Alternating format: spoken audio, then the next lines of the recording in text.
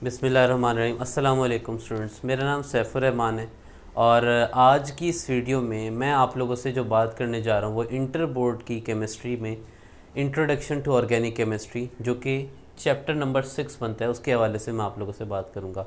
एक छोटी सी बात जो आप लोगों ने यहाँ पे नोट करनी है वो ये कि हमारे पास जितने भी ऑर्गेनिक केमिस्ट्री के इंटर बोर्ड के लेक्चर आएंगे उसमें मैं आप लोगों से इस सीक्वल पे बात करूँगा, यानी ये OC1 यानी ये ऑर्गेनिक केमिस्ट्री का पहला लेक्चर है आज जो मैं आप लोगों को दे रहा हूँ और ये इसी सीक्वेंस से चलता रहेगा ताकि एक यूनिफॉर्मिटी में आप लोगों तक वीडियोस पहुँचती रहें। ठीक है, तो स्टार्ट करते हैं। और आज की जो वीडियो है इंट्रोडक्शन टू ऑर्गेनिक केमिस्ट्री में मुझे आज की इस वीडियो में एक डेफिनेशन आप लोगों तक कन्वे करनी है ऑर्गेनिक केमिस्ट्री की कि इसकी बेसिक डेफिनेशन है क्या और उसका क्या हिस्टोरिकल पर्सपेक्टिव बनता है। इससे हमारे पास MCQs भी बन जाते हैं बाज़ों का। ठीक है, और ये डेफिनेशन जो है फाउंडेशन सेट करेगी बाकी चीज़ें समझने के लिए। अब आप यहाँ देखिएगा, मैं बात करता हूँ 18th सेंचुरी की और 18th सेंचुरी के अंदर लोगों का मानना ये था कि ऑर्गेनिक कंपाउंड सिर्फ वही कंपाउंड है जो लाइफ से एसोसिएटेड है।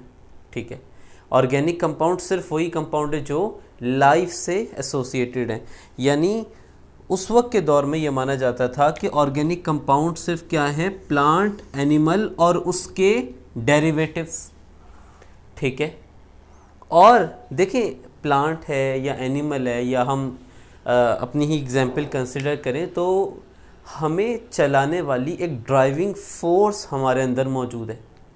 ठीक है, जो रूह का कॉन्सेप्ट है, और वो जो ड्राइविंग फोर्स है वो प्लांट में भी है, वो एनिमल्स में भी है, और वो ड्राइविंग फोर्स हम लैब में किसी कंपाउंड में या किसी चीज़ में नहीं डाल सकते।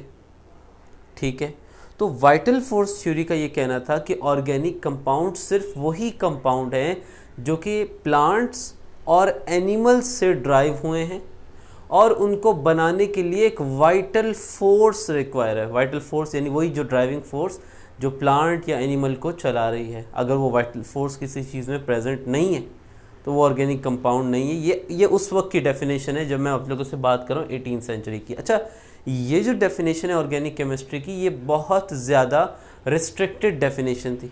इसमें सिर्फ दो बातें कवर हो रही हैं कि जी प्लांट, एनिमल और उसके डेरिवेटिव्स ही ऑर्गेनिक कंपाउंड है, इसके अलावा कोई और ऑर्गेनिक कंपाउंड नहीं है। और अगर ऐसा है तो हम ऑर्गेनिक कंपाउंड को लैब में प्रिपेयर नहीं कर सकते।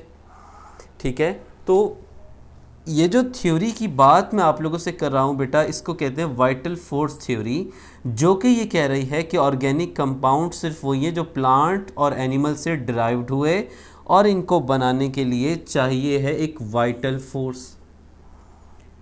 ठीक, और इस थ्योरी के मुताबिक ऑर्गेनिक कंपाउंड्स को लैब में तैयार नहीं किया जा सकता। आप देखें यहाँ क्या लिखा है, according to this theory organic compounds could not be synthesize in the laboratory.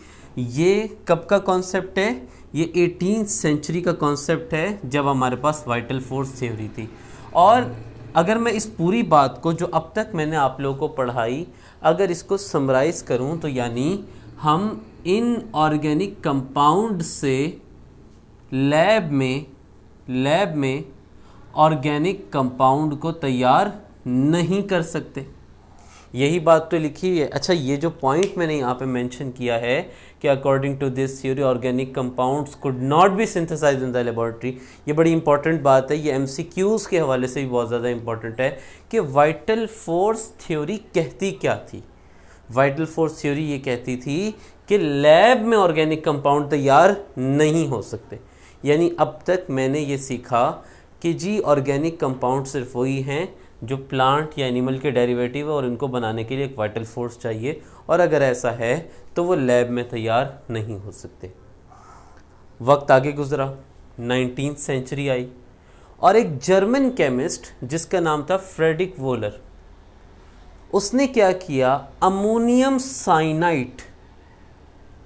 साइनाइट जो कि एक मिनरल है and mineral are inorganic in nature. ये बड़ी इंपॉर्टेंट बात है।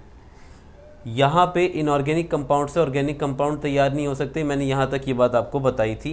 ये कौन कह रही है? वाइटलफोर्स थ्योरी कह रही है।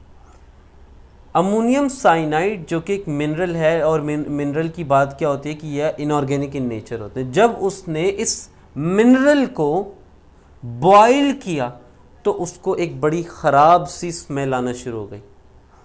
जब उसने इस कंपाउंड को स्टडी करना शुरू किया तो पता ये लगा कि जब अमोनियम साइनाइड को बॉयल करें तो यूरिया बनता है, और यूरिया एक ऑर्गेनिक कंपाउंड है। तो आप यहाँ देखें, यूरिया तैयार हुआ जो कि ऑर्गेनिक कंपाउंड है। किससे बना? इनऑर्गेनिक से। तो अब जब ऑर्गेनिक कंपाउंड लैब में तैयार हो गया तो यानी ये वाली जो बात मैंने यहाँ पे लिखी, this is no more valid. अब ये बात वैलिड नहीं रही। तो आप लोगों ने यहाँ पे कुछ बातें याद रखनी है कि पहला ऑर्गेनिक कंपाउंड जो लैब में तैयार हुआ वो कौन सा था? यूरिया था। पहला ऑर्गेनिक कंपाउंड लैब में किसने तैयार किया? वोहलर ने। पहला ऑर्गेनिक कंपाउंड जो लैब में तैयार हुआ उसका फॉर्मूला क्या था और वो किससे बना था? ये 3-4 बातें यहाँ पे आ गई। अब जब लैब में ऑर्गेनिक कंपाउंड तैयार हो गए तो अब हमें जो है इस डेफिनेशन से, जो कि यहाँ पे लिखी हुई है कि बस प्लांट और एनिमल, उसके अलावा कोई और बात हमसे ना करो, हमें इससे थोड़ा सा आगे आना है, इससे थोड़ा सा हमें आगे बढ़ना था। तो ऑर्गेनिक केमिस्ट्री पे, ऑर्गेनिक कंपाउंड्स पे स्टडी शुरू हुई, और स्टडी करने से पता ये लगा कि जितने भी ऑर्गेनिक कंपाउंड हैं उसमें एक प्लेयर लाजमी प्रेजेंट है, और उस एक प्लेयर का नाम था कार्बन।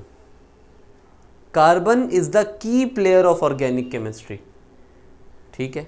अब जब वो की प्लेयर है तो देखा ये गया कार्बन के साथ साथ एक और एलिमेंट भी प्रेजेंट था जिसका नाम था हाइड्रोजन। तो कह ये दिया गया कि organic chemistry is the chemistry of hydrocarbon, यानी ऑर्गेनिक केमिस्ट्री हाइड्रोकार्बन्स की chemistry. Hydro means hydrogen, carbon mean carbon. Obviously hydrocarbon ऐसे compound that contain hydrogen and carbon. अब बेटा मैं इसको ऑर्गेनिक कंपाउंड कह रहा हूँ, इसमें हाइड्रोजन और कार्बन के अलावा आपको नाइट्रोजन और ऑक्सीजन भी नज़र आ रहा है। तो देखा ये गया ऑर्गेनिक कंपाउंड में हाइड्रोकार्बन के अलावा कुछ और एलिमेंट भी पाए गए, जैसे कि नाइट्रोजन, जैसे कि सल्फ़र, जैसे कि ऑक्सीजन, जैसे कि हैलाइड्स। तो और फिर एक तो ये एस्पेक्ट है और एक ये एस्पेक्ट है, दोनों को कवर करने के लिए और एक कॉम्प्रीहेंसिव डेफिनेशन बनाने के लिए ये बात की गई कि organic chemistry is the chemistry of hydrocarbon. यहाँ पे आके बात इनकम्प्लीट हो रही थी, इसलिए ये भी कह दिया गया एंड देयर डेरिवेटिव्स, और उनके डेरिवेटिव, जैसे कि जिसमें ऑक्सीजन है, जिसमें सल्फ़र है, जिसमें नाइट्रोजन है, जिसमें हैलाइड्स है। ये बातें आगे जाके आपको और क्लैरिटी से समझ में आना इंशाल्लाह शुरू हो जाएंगी जब मैं आप लोगों से फर्दर डिटेल में बात कर रहा हूँगा। तो आज की इस वीडियो में मैंने और आपने क्या सीखा कि स्टार्ट में ये माना जाता था कि ऑर्गेनिक कंपाउंड सिर्फ वही हैं जो प्लांट और एनिमल से बने हैं, और अगर ऐसा है तो ऑर्गेनिक कंपाउंड को लैब में तैयार नहीं किया जा सकता। फिर वोहलर ने यूरिया प्रिपेयर किया, जिसकी वजह से यूरिया की सिंथेसिस ने वाइटल फोर्स थ्योरी को रिजेक्ट कर दिया, और उसके बाद हमें modern definition of organic chemistry adopt करनी पड़ी। ये जो आपके पास डेफिनेशन है इसको modern definition of organic chemistry भी कहा जाता है। यहाँ पे वीडियो को इस अंदाज से मैं ख़त्म कर रहा हूँ कि अब हमारे पास बहुत सारे एलिमेंट है पीरियोडिक टेबल में, तो मैंने कार्बन को ही की प्लेयर ऑफ ऑर्गेनिक केमिस्ट्री क्यों कहा। तो इंशाल्लाह जब अगली वीडियो स्टार्ट होगी तो वो यहीं से स्टार्ट होगी, और मैं OC2 के साथ आप लोगों के सामने इंशाल्लाह हाजिर होऊंगा। बहुत शुक्रिया आपका। अल्लाह हाफ़िज़।